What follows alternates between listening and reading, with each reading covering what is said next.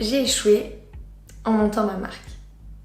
Pourquoi? Parce que j'ai perdu des sous au final, presque, enfin pas presque, 3000 et quelques euros. C'est énorme.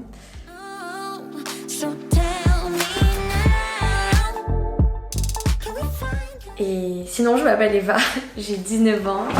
Aïe, je me suis cognée. Et je vais vous raconter un peu l'histoire d'ET, le désir de créer cette marque, repasser en analyse tous mes investissements, être complètement transparente avec toi parce que c'est l'une des valeurs de ma marque, la transparence ainsi que l'éthique, et comprendre comment j'ai pu échouer pour que toi-même, si un jour tu montes quelque chose, tu fasses pas la même erreur. Déjà, je pense que ça m'aurait aidé de comprendre que certes, je savais que c'était pas facile, mais aussi que parfois il y a d'autres personnes qui échouent parce que au moment où je me suis rendu compte de cet échec, je me suis sentie toute seule. Genre vraiment en mode ta merde des meufs. J'ai eu honte, forcément. J'en ai pas parlé. Je me suis tue, ça va faire presque un an que du coup j'ai ces comptes entre les mains, c'est du concret, c'est des chiffres, et que j'en ai pas parlé quoi, même à vous. En fait, ça part du désir de créer ce que je trouvais pas moi-même. En cherchant des marques françaises éthiques, je me suis rendu compte que soit de un c'était hors de mon budget, de deux qu'il y en avait très peu, c'était pas très tendance, enfin ça me plaisait pas, c'était pas très sexy mini, je trouve pas ce que je cherche, je vais le créer. Même si ça va être compliqué, je vais le faire. Donc de là est partie une aventure de dingo. Je bois de l'eau, je stresse trop pour cette vidéo, j'essaye d'être sérieuse mais ça va pas. Honnêtement, je procrastine depuis 2 jours pour la filmer parce que j'ai honte d'avouer que j'ai merdé. J'ai honte de balancer tous les chiffres d'un côté, mais je me dis que pourquoi j'ai honte? Parce que j'ai vu personne le faire tout simplement déjà.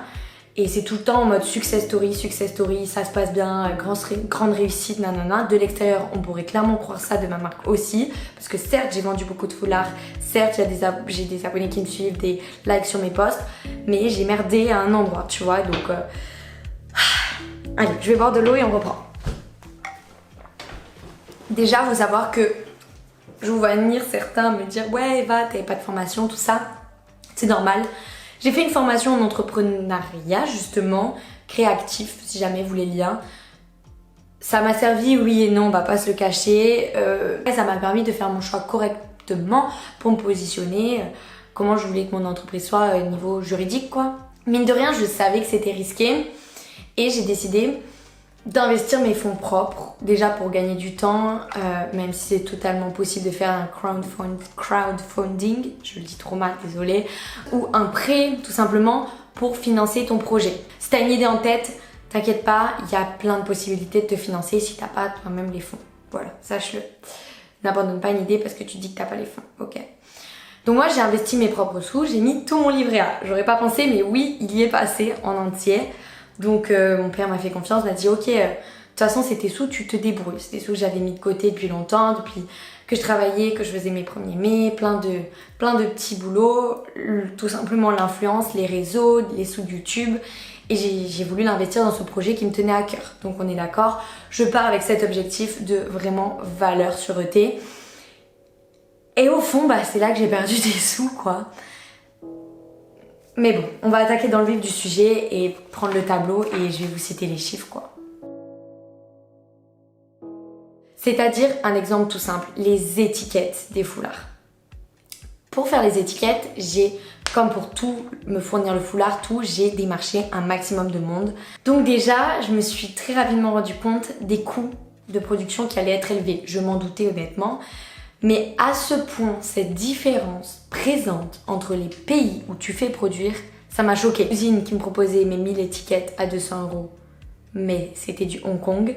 Quand je leur ai demandé des photos à l'usine, plus de réponse, plus rien. Je voulais de base partir sur 500 foulards, donc ça aurait été 500 qui auraient pu être vendus, et c'est tout. Et puis, à un moment, je me suis dit peut-être 300 c'était mieux, mais quand j'ai fait des questionnaires, quand j'ai un peu essayé de calculer la demande qu'il y aurait derrière, j'ai eu à peu près 6000 réponses à mon questionnaire, donc peut-être que oui, je me suis dit, bon, finalement, les gens sont hyper motivés par le projet, vous êtes hyper motivés par le projet, je faisais mes vidéos, je voyais que ça plaisait, je me suis dit, ok, je peux partir sur 500.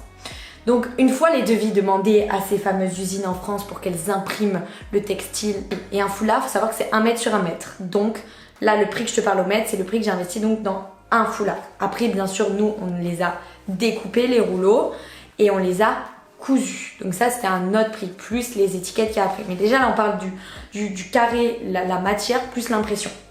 Donc là, il m'explique que 500 mètres, le mètre va me revenir à 12 euros.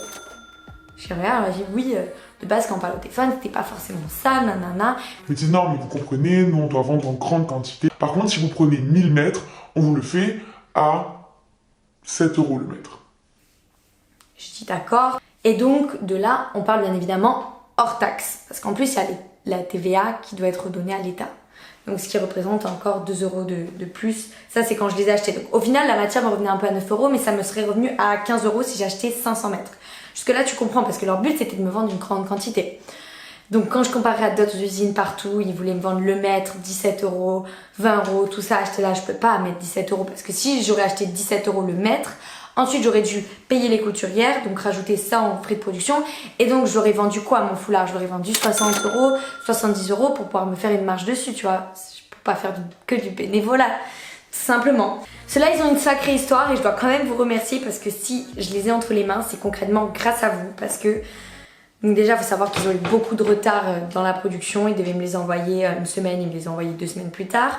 Une fois reçus les rouleaux, en fait, ils m'ont envoyé des rouleaux de tissu. Et nous, ensuite, ici, là, tu vois, dans cette pièce, avec des personnes, une de mes tantes qui travaillait au Portugal dans des usines avant, qui m'a aidée. Pareil, une cousine à moi qui fait de la couture depuis toujours. Et donc, ces foulards, une fois reçus, eh bien, ils n'étaient pas imprimés droit. C'est-à-dire que quand on voulait faire un carré avec, ça faisait un losange. Ça faisait concrètement n'importe quoi. J'ai chialé, clairement, parce que c'était tout le projet, beaucoup d'investissement. Concrètement, ça m'a coûté 7 000 euros à faire imprimer ces 1000 mètres de tissu. Et c'était quand même un de mes objectifs d'être accessible parce que j'ai une communauté qui est jeune, je suis moi-même jeune. C'était de me baser sous 50 euros, c'était sûr, et même si je pouvais sous 40, tu vois. Donc là, il me propose un truc où je peux réduire le coût pour un foulard. Mais alors, ça veut dire qu'il faut que je m'assure d'en vendre 1000. Sinon, c'est la merde. Donc là, je les appelle, pas de réaction de leur part. Ils me disent, ah, vous savez, ça arrive. Et clairement, j'ai posté une story. La dernière recours, c'est même ma grande soeur qui m'a dit, mais vas-y, fais-le. J'étais là, non, je peux pas, imagine, je mets la story, ça va pas leur plaire. Je dis, mais toi, est-ce qu'ils ont fait, ça te plaît? Qu'elle me regarde, elle me dit, ça te plaît là, le résultat que t'as? C'est en train de tout mettre en péril, t'as mis 7 000 euros dans cette commande, Eva, 7 000 euros.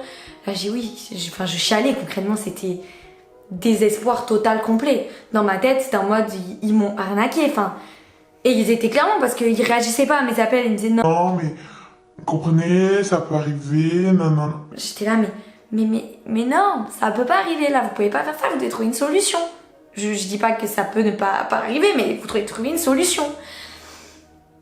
J'ai mis une story où je vous en parle, et là merci les gars, parce que franchement, sans certains d'entre vous, sans vos messages que vous avez envoyés à la marque en expliquant ma situation, que j'étais une toute jeune marque, j'étais en train de mettre en péril un projet qui a mis beaucoup de temps à fleurir, beaucoup d'investissement, tout ça, et que vous avez pris tout simplement ma défense, ils m'ont rappelé. Ils m'ont dit, oui, vous pouvez supprimer vos stories, vous inquiétez pas, on va trouver une solution, non.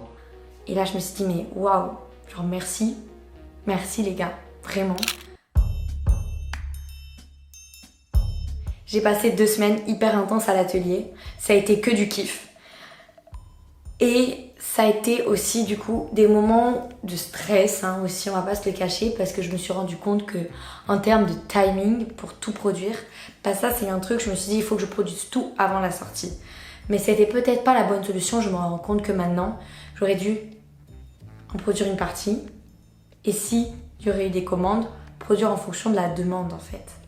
Et je me suis dit non, il faut que tout soit prêt, parce que quand j'ai posé ce fameux questionnaire, il y a eu, il me semble 90% des réponses qui dit ce qui compte le plus, c'est le délai dans lequel mon colis arrive. Et donc je me suis mis une énorme pression par rapport à ça.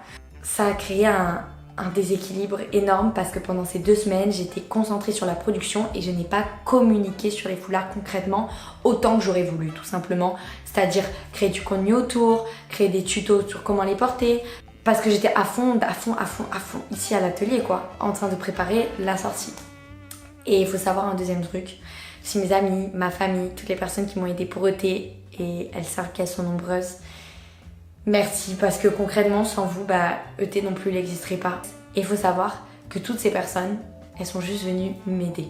Concrètement, si j'avais eu à les rémunérer, là, ET il serait en déficit x 1000. Je dis pour cette année-là, là, 2022, je peux pas refaire cette même erreur et demander à autant de gens, tu vois, de l'aide, ou même c'est eux qui se sont proposés, sans les rémunérer, parce que ça se passe pas comme ça normalement à vrai vie. Tout travail mérite salaire, tu vois, c'est la vérité. C'était pas possible de refaire produire tout simplement dans cet atelier en termes de temps, de main d'œuvre, tout ça. Sinon, vous doutez que le prix des foulards aurait été encore plus élevé. Vraiment, j'aurais dû rajouter un 20 € sur chaque foulard pour rémunérer correctement derrière toutes ces personnes qui ont aidé et qui étaient indispensables à la création de ces foulards. Si j'aurais vendu les 1000, je vous cache pas que je me serais remboursée. Mais c'est pas le cas. C'est le fait est qu'il m'en restait des foulards parce que je n'en ai pas vendu la quantité espérée parce que les gens, il n'y a pas eu la demande espérée. Voilà. Et ça, c'est ma faute, c'est que j'ai mal calculé et peut-être que oui, j'aurais plus dû acheter le mètre à 12 €. Peut-être. Et peut-être que j'aurais dû les vendre plus cher aussi. Sûrement. Ça, j'aurais pas vraiment la réponse. Mais en tout cas, moi, j'ai écouté mon cœur. Les valeurs que j'avais envie de transmettre avec ma marque, transparence, éthique, payer correctement les gens derrière, les matières et surtout te faire comprendre qu'est-ce que tu payes quand tu payes 34 €, où est-ce que ça va. J'ai le total de combien j'ai vendu de foulards également, de chouchous et tout. Donc j'ai vendu à peu près 319, ce qui est énorme, vraiment. C'est 319 personnes qui me soutiennent. Et merci encore 1000 milliards de fois parce que de base c'est le chiffre sur quoi je voulais partir. Mais les choses ont fait que j'ai changé au fur et à mesure d'avis en fonction des prix. En fait sinon tout simplement si j'en aurais acheté pour 319 mètres, vous doutez bien, je l'aurais pas vendu 34 €. Donc j'en aurais sûrement pas vendu 319. Qui sait, peut-être que si au final. Tout n'est pas que success story. Et je le souhaite et j'y crois au plus profond de mon cœur qu'un jour ET, ça va marcher. Dans le sens où je crois trop fort dans le fait que on peut pas arrêter de fermer les yeux sur comment sont fabriqués nos habits. On peut pas en fait, c'est pas humain. Et j'y crois tellement au fond et peut-être que c'est trop bon, trop con de ma part. Mais je me dis, ce que je fais, c'est bien. Et certes, c'est peut-être pas rentable. Certes, mon papa il m'écouterait et quand il va voir cette vidéo, il va me dire bon, plutôt continue autre chose qui va te rapporter des sous. Certes, c'est ce qui permet de vivre, mais au fond, mon projet, je l'aime trop. Parce que j'y crois. Et j'y crois qu'un jour, ça marchera et j'espère pouvoir en tirer des sous. Après avoir bien eu le seum quand même, je me suis dit, ok, tout ça, tout ce putain de tableau, tout ce seum que t'as en toi, c'est une énorme leçon. Genre ça vaut tout l'or du monde. Ça vaut toutes les études, ça vaut tout. T'as un pas d'avance. Tu sais déjà où sont tes erreurs. Tu sais déjà ce que tu dois pas refaire. Tu sais déjà qu'est-ce que tu dois changer. Donc en presque un an de travail, t'as déjà élimité plein d'erreurs que tu dois pas refaire. Et donc trouver plein de nouvelles possibilités pour que ça marche. Là, abandonne pas.